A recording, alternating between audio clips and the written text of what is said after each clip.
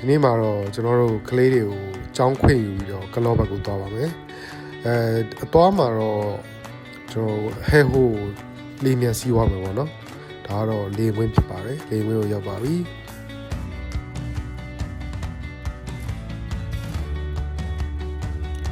လင်းစီကိုသွားဖို့အခုဆိုရင်ဘတ်စကားစီးနေပါပြီဘတ်စကားကတော့လူရမ်းချက်ပါဘူးပတ်စံလည်းမပေးရပါဘူးအခုဆိုရင်တော့လင်းဘက်မှာစတက်နေပါပြီလင်းမြန်လေးကတော့ဖင်မှာပျောက်ပျောက်လေးနေတာပါရန်ကုန်မြို့ကစပြန်ပါပြီလင်းမြန်ကတော့တည့်ရအတွက်ဖော့ကာပဲထင်ပါတယ်အခုတော့ရှမ်းကုန်းဝင်းမြင့်ကိုရောက်ရှိပြီးတော့ဟဲဟိုကိုရောက်သွားပါပြီ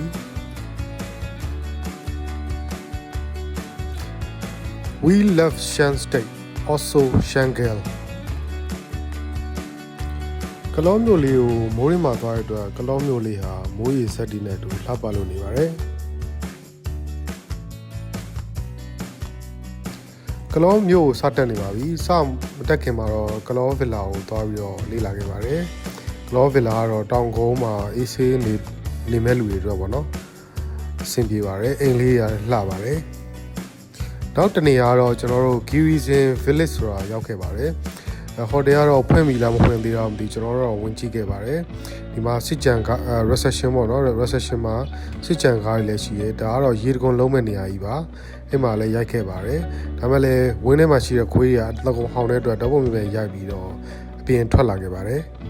ဒါကတော့ container house လေးတွေပါရှုကင်းကတော့သိပ်မကောင်းဘူးပေါ့နော်ဒီဘက်ချမ်းကတော့ကလောမျိုးရဲ့တင်ကြီးကစက်ကူကြီးပါ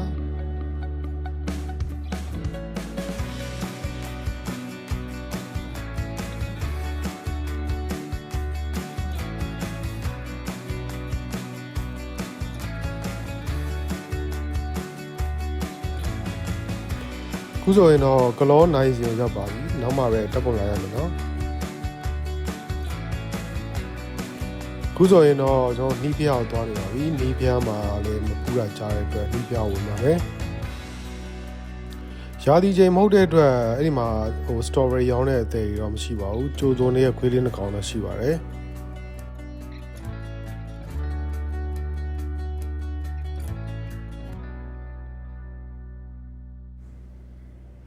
ဒါတော့ကျွန်တော်နှီးဖျားကိုရောက်ပါပြီဒါနှီးဖျားပါရွှေတန်းကတ်ပြီးတော့ပူဇော်ခဲ့ပါတယ်နောက်သွားခဲ့တဲ့နေရာလေးကတော့ကဖေးကလော့ရက်ပါ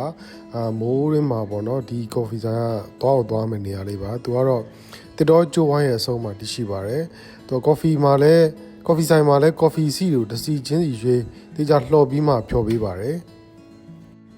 ကော်ဖီဆိုင်အတွင်းမှာလည်းဓာတ်ပုံရိုက်ဖို့ spot လေးအများကြီးရှိရပေါ့နော်ကျွန်တော်တို့မိုးရွာနေတော့မရိုက်ခဲ့ပါဘူး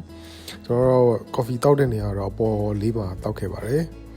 ပေါ်ကတော့တောင်လေးတွေကြည့်ပြီးတော့တောက်ခဲ့တယ်ပေါ့နော်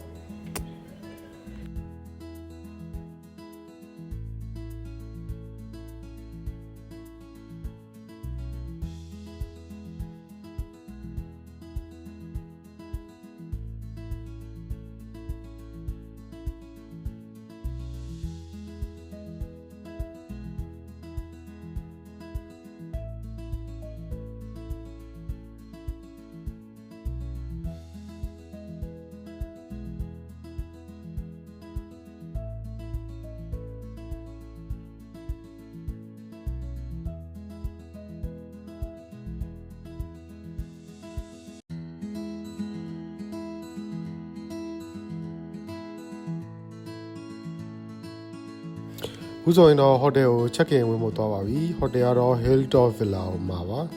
သူကတော့တောင်ပေါ်မှာပေါ့နော်အေးစင်းနေခြင်းတဲ့လူတွေအတွက်တော့ကောင်းပါတယ်ဒါမျိုးရဲနဲ့တော့နည်းနည်းတော့လှမ်းတာပေါ့နော်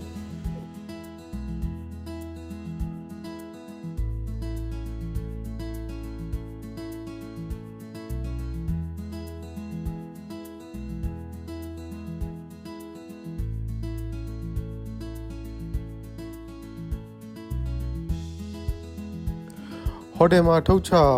ပြီးတော့တနိုင်လောက်နားရပေါ့နော်နားပြီးတော့ကျွန်တော်တို့နောက်ဆက်သွားတဲ့နေရာတော့မသွားမဖြစ်ပေါ့နော်ကဖေးမလူကာဖြစ်ပါတယ်သူ့မှာလည်းဓာတ်ပုံရိုက်ဖို့နေရာအများကြီးရှိပါတယ်အရန်လည်းလှပါတယ်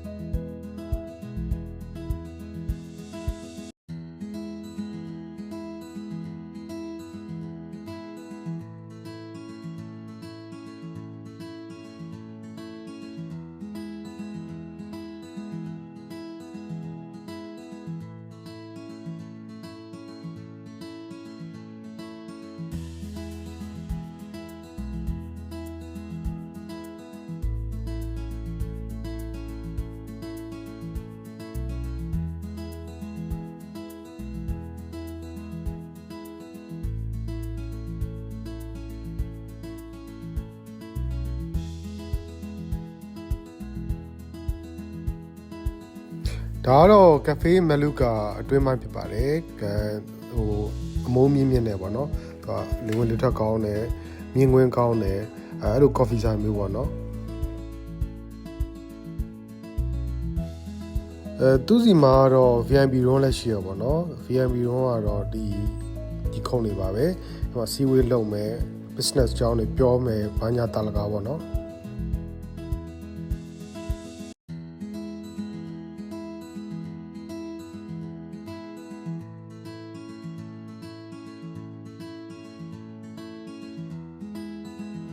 ဒီ coffee ဆိုင်ရဲ့ထူးခြားချက်ကတော့သူ့ရဲ့ခေါင်မိုးပေါ်ကိုတက်လို့ရတာပါပဲအခုကျွန်တော်တို့တက်နေပါပြီတက်ပြီးတော့ခေါင်မိုးပေါ်မှာလမ်းလျှောက်လို့ရပါတယ်ဒါပေမဲ့မိုးရင်းဆိုတော့သတိထားပါနည်းနည်းတော့အဆင်းဘက်မှာလည်းချောတက်ပါတယ်ရင်းတော့ကျွန်တော်တို့အတက်ဘက်ကပဲပြန်ဆင်းခိုင်းတယ်လို့ဝန်ထမ်းတွေစီကကြားရပါတယ်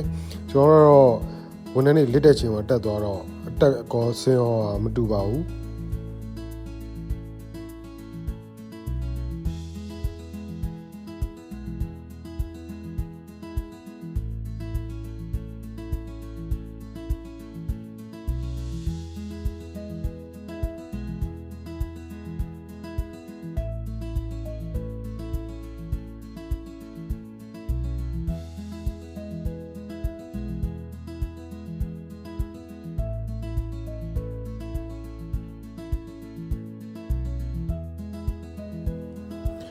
coffee ဆိုင်ပြီးတော့နောက်သွားတဲ့နေရာကတော့ကလောပူတာပေါ့နော်ကလောပူတာမှာဟိုမရောက်မဖြစ်ပေါ့နော်ကလောရောက်ရင်သွားရမယ်အမှတ်တရအများရှိတယ်နှစ်တရာကျော်ပူတာလည်းဖြစ်တယ်ပေါ့နော်အဲ့မှာဓာတ်ပုံတွေပါရိုက်ခဲ့ပါတယ်ယထာစီးဖို့လို့တော့ရတာပေါ့နော်အောင်မန်းတို့မြင်းတိုက်တို့ပါလို့ဆိုယထာစီးလို့ရတယ်အသိန်းခွဲဖုန်းတော့ကြိုပြီးတော့ booking တင်ရတယ်ပေါ့နော်ကျွန်တော်တို့မစီးခဲ့ပါဘူးနောက်ကျနေလို့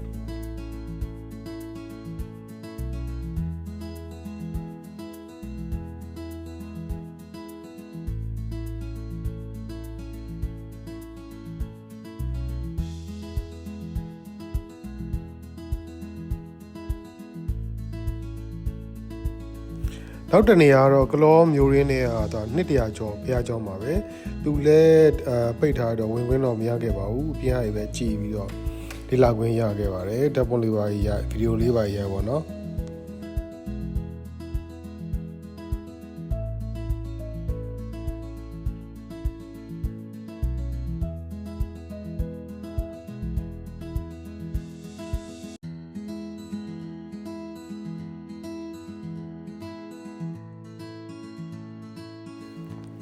ကလောရဲ့ထင်ကြရနေရာထဲမှာတော့ဒီနေရာလေးရှိပေါ့နော်အရင်တော့ရုပ်ရှင်အောင်လို့ပြောပါတယ်စားတော့ဆိုင်ရှိရဒီဘက်ကကျတော့ hype bar ကလောဘာလို့လည်းသိမြင်ပါတယ်ဒါကတော့ကလောမျိုးမဈေးရဲ့တောင်ဘက်လမ်းလို့ပြောတယ်အဲ့မှာတော့ကျွန်တော်အရင်တော့စားခဲ့ဘူးရဲ့အကင်းဆိုင်ကိုသွားရှာနေပါတယ်ဟုတ်ကဲ့တွေ့ပါပြီဒါကတော့ကျွန်တော်လွန်ခဲ့တဲ့9နှစ်လောက်ကစားခဲ့တဲ့အကင်းဆိုင်လေးမှာပြန်စားတယ်ပေါ့နော်ညနေစာတော့ကလောအိတ်ဂရစ်မှာသမင်းပန်းကြီးပေါ့နော်အဲ့ဒါစားခဲ့ပါတယ်ဒါကတော့ Hilltop Villa ရဲ့ပုံလေးဖြစ်ပါတယ်ဒီမှာကတော့ AC လမ်းလျှောက်လို့ရတယ်ဟိုတယ်ကလည်းကိုယ့်အိတ်ကကျဲအတွက်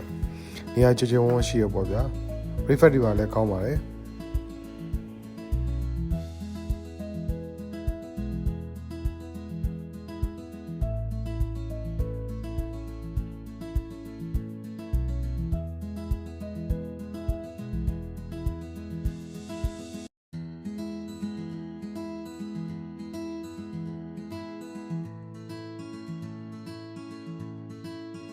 ဟုတ်ကဲ့ပါဒီနေ့တော့ခဏလောက်အိတ်လိုက်ပြီးတော့နောက်နေ့ဆိုရင်တော့ပင်လောင်းအောင်သွားပါမယ်